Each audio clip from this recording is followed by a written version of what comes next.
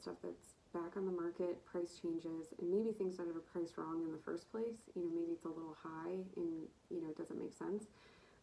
Or, houses that have been sitting on the market. The only thing I would say about houses that have been sitting on the market is there's this thing called social proof, where often buyers are, once the property has been on the market for over a week, then people are like, okay, there's something wrong with it, and nobody's putting an offer on it, so there has to be something wrong with it, because otherwise it would have sold. And it could just be as simple as maybe they missed the mark on the price, or the marketing's terrible, or maybe it was difficult to get in, the seller only had one open house, whatever.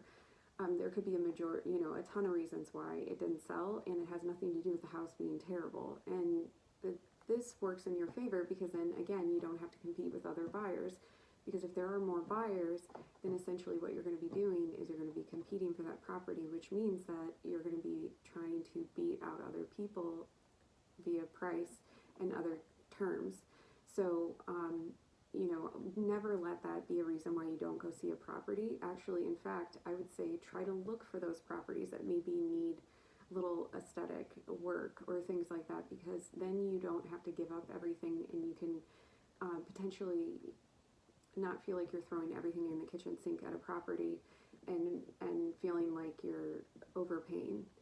So that's what I would say. If it comes down to it, I'm happy to talk strategy with people, but those are the things that I would really suggest is, get like a real view of actually what's happening in the market, how quickly things are moving, how to do pricing and things like that, all of it. So that comes from MLS, which is pushed out to all these different places.